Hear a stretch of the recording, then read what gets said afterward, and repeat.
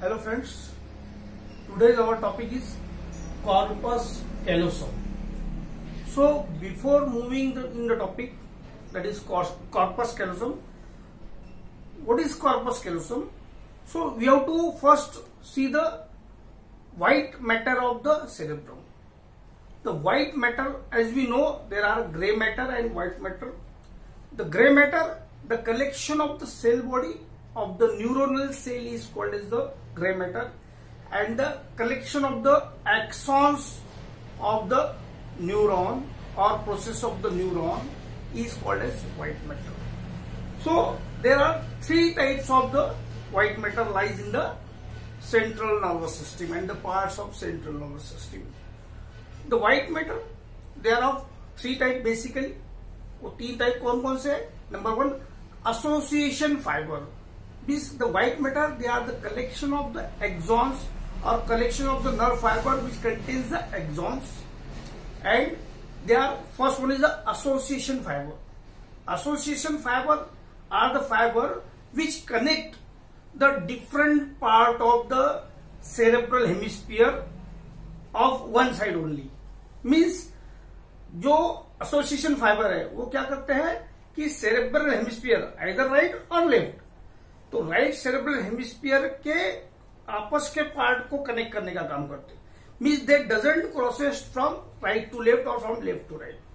So the association fibre, they are the fibers or they are the axons which connect a part of a right cerebral hemisphere or left, or only a part of cerebral hemisphere that doesn't crosses from either side. So projectional fiber, first was the association fiber, now we will see the projectional fiber. These projectional fiber are the fibers which connect the cerebrum with the different part of the brain, like brainstem and the spinal cord. Means they are either they are descending or ascending. The ascending one goes, they are above, and descending one that goes below. Means ascending taking the information above and descending is taking the information below. They are also called as tracts. So the projectional fiber also called as tract. So first we had seen the association fiber which connect the single cerebral hemisphere either right or left. If it is to the right, it is connect the different part of the single cerebral hemisphere. It doesn't cross to another cerebral hemisphere. And the second one is the projectional fiber. The projectional fiber which connect the cerebrum from the other rest or other part of the brain and spinal cord. They are having ascending and descending in nature. The fibers are ascending and descending in nature. That's why they are also called as tracts. The tract which goes up, they are called as ascending tract. The tract which goes down, they are also called as descending tracts. So tracts. And the last one is the commissural fiber. These are again the fiber, these are again the axons which connect these two cerebral hemisphere. So first we have seen the association fiber. The association fiber, they connect the single cerebral hemisphere, the different part of single cerebral hemisphere with each other. Second one is the projectional fiber which connect the cerebrum with the different part of the brain and spinal cord, rest of the brain and spinal cord. And last one is the commissural fiber. So commissural fiber, they connect the either side of the brain from right to left and left to right. So this corpus callosum, the corpus callosum, it is the largest commissure of the brain. So जितने भी commissural fibre है, for example anterior commissure, posterior commissure, habenular commissure and the corpus callosum. So the corpus callosum is the largest, it is the largest commissure of the brain. It is made up of large mass of nerve fibers. As I had told you, it is the largest commissure, so definitely it is made up of large mass of the nerve cells or nerve fibers connected to cerebral hemisphere. As I had told you, these commissural fiber, they connect the identical or non-identical part of the each cerebral hemisphere. Cerebral hemisphere के identical और non-identical part को जोड़ने का काम करता है. This is called as commissural fiber. And the largest commissural fiber in the brain that is called as corpus callosum. So corpus callosum, it is the largest commissure of the brain, made up of large mass of nerve fibers which connect the two cerebral hemisphere. About there are 200 millions. कितने nerve fibre रहते हैं corpus callosum में? आसपास 200 million. 200 million fibers, they are going from either side, from right to left and left to right.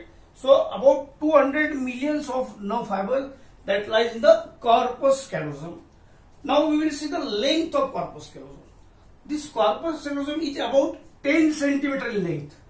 If we will measure the corpus callosum, that having a length of about 10 centimeter of length. Now we will see the parts of brain which are connected to it, because these commissure fiber, they connect the different parts, means right cerebral hemisphere with the left cerebral hemisphere. So the parts of brain which are connected by the corpus callosum are all parts of the cerebral cortex. Cerebral cortex, this is the outer part of the cerebrum. The cerebral cortex is the outer part of the cerebrum and it is made up of grey matter. And the grey matter are connected with the help of white matter. So this is the white matter, and which are the fiber? They are the commissural fiber. So all parts of the cerebral cortex of two sides except lower and anterior part of temporal lobe. So these corpus callosum that connect all part of the cerebral cortex of two sides except lower and the anterior part of temporal lobe. है ना, lower और anterior part of temporal lobe को ये connect नहीं करता है, बाकी सबको करता है. और वो कौन कनेक्ट कर रहा है? Which is connected by the anterior commissure. आपको बताया था मैंने कि anterior commissure it is also example of the this commissure fibre. Anterior commissure, posterior commissure, habenular commissure, these are all are the examples of commissural fiber, and this corpus callosum is the largest commissural fiber. So this corpus callosum, it connect the all parts of the cerebral cortex, means the grey matter which lies outer side, and inside there is a white matter. On the outer part of the cerebrum there is a grey matter and the inner part is the white matter. So all part of the cerebral cortex of two sides, means the right cerebral hemisphere and the left cerebral hemisphere, except the lower and the anterior part of temporal lobe. So lower and the anterior part of the temporal lobe is not connected with the help of this corpus callosum. They are connected with the help of anterior commissure. Now we will see the parts of corpus callosum. Corpus callosum के parts हम देखेंगे. The first part is the genu. Genu is the anterior part of the corpus callosum. See this bent part. This is the bent part. This is called as genu. So the genu is a bent part of corpus callosum. Any part which is bent, that is called as genu. जैसा कि आपने देखा होगा कि knee joint को हमको दूसरा नाम क्या है? नी जॉइंट के लिए दूसरा नाम है जेनु. Synonym for knee joint is genu, because there is the bend is occurs. So genu is the anterior part. It is the anterior part of the corpus callosum, and it lies about 4 centimeter behind the frontal pole. It lies 4 centimeter behind frontal pole. Frontal pole which lies on the anterior side. So this is the anterior side and this is the posterior side.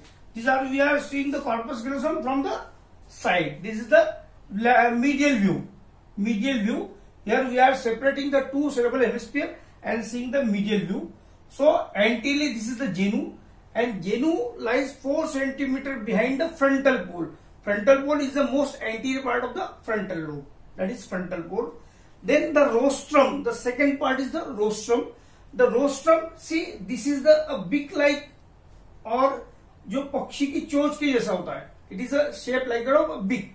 So that is called as rostrum. This is the anterior-inferior part. It is lies anteriorly as well as inferiorly.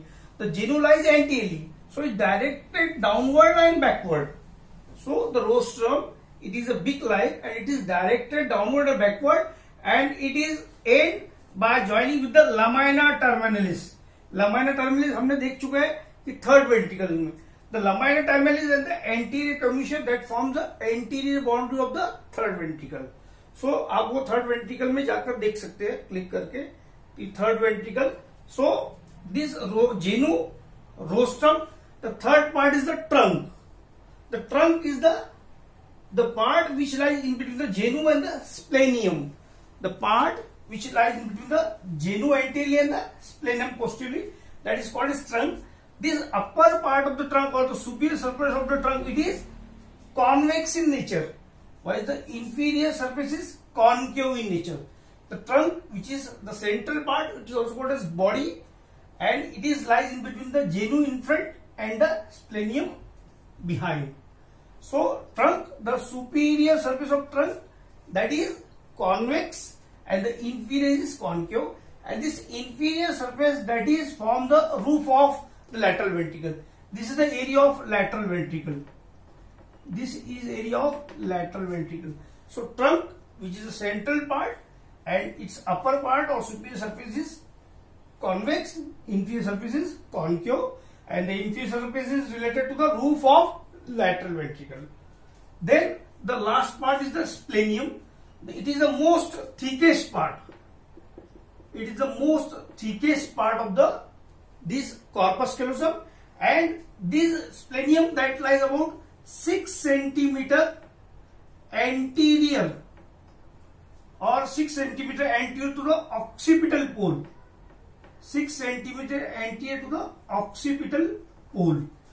जैसा कि हमने देखा कि जेनु that lies anteriorly, it lies 4 centimeter behind the frontal pole. This lies 6 centimeter anterior to the occipital pole. So 6 centimeter anterior to the occipital pole. And this splenium, it is the thickest part. ये सबसे thickest part है.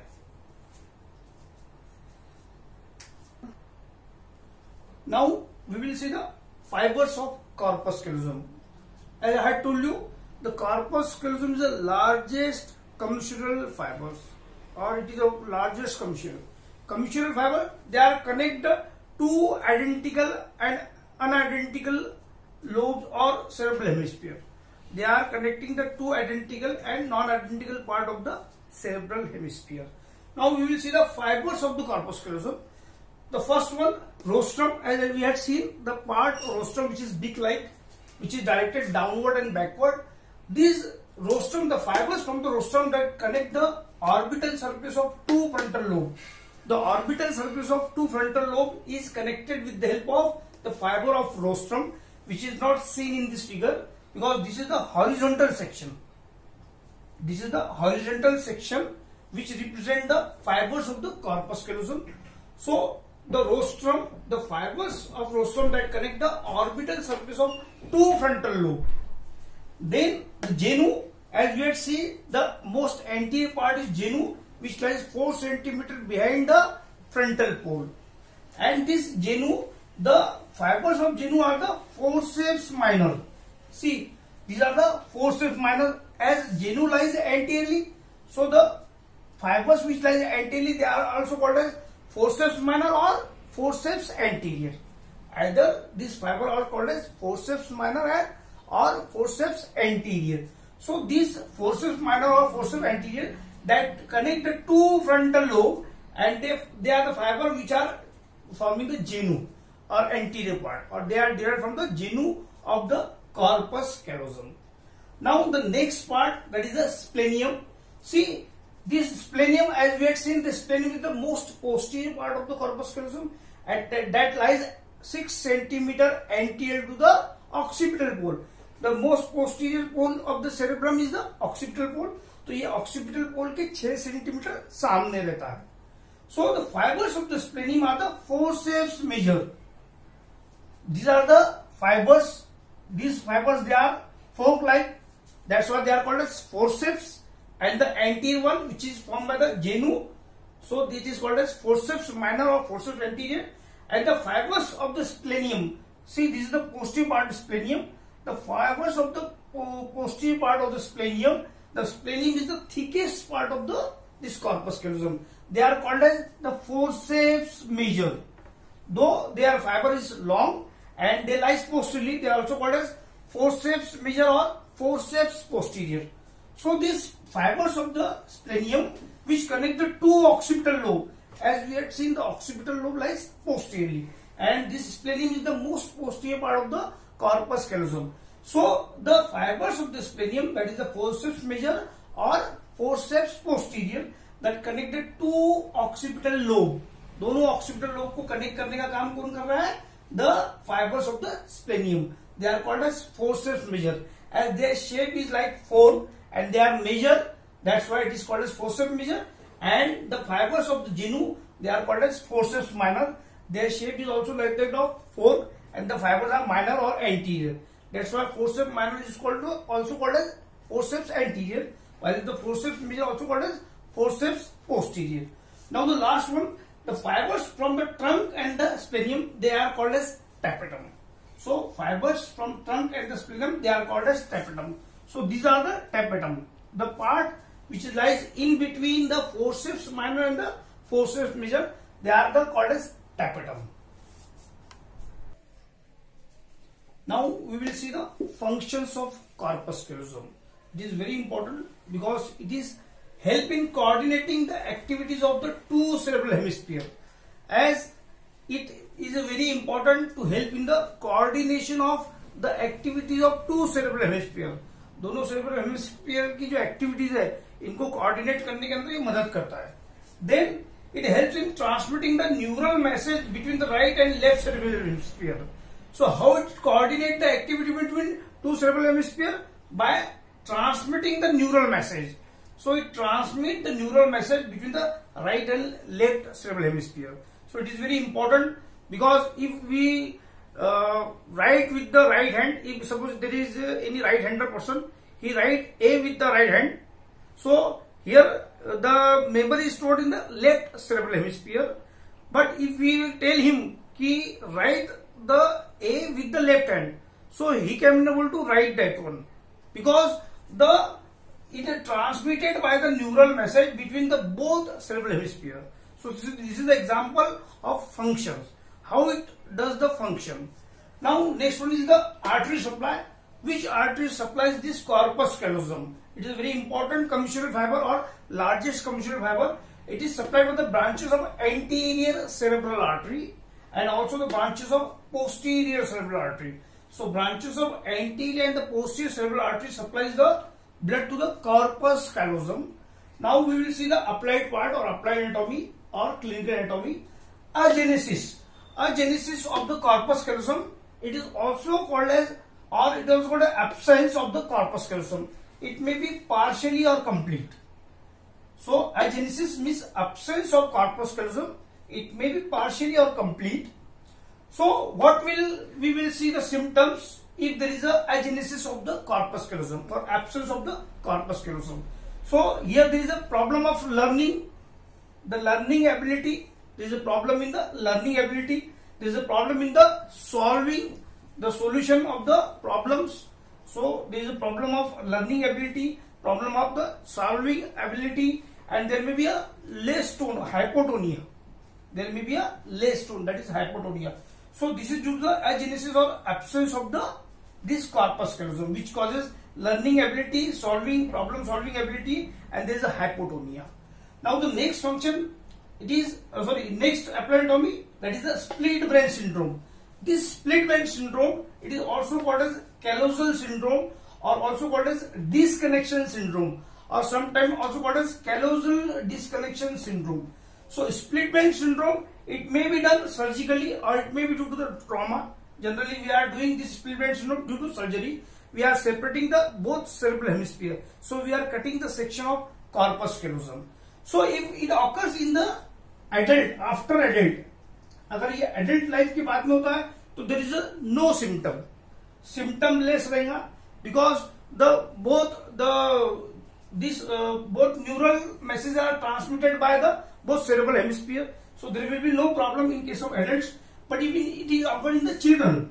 अगर ये बच्चों में होता है, अगर चिल्ड्रन में होता है कि जब वो सीख नहीं पाया वो हर चीज, तो क्या होगा कि the transmission of the neural message are not there. So something they are not able to done by the children in case of split brain syndrome. Sometimes it is to be done for in case of patient of seizures or in patient of the epilepsy. Epilepsy जो मिर्गी होती है उसमें भी हम पढ़ते हैं split brain syndrome, ताकि एक पार्ट से इधर से राइट सेरेब्रल हेमिस्फीयर से लेफ्ट में या लेफ्ट से राइट में message transfer node through the neural transmission. So this is all about the corpus callosum. Thank you.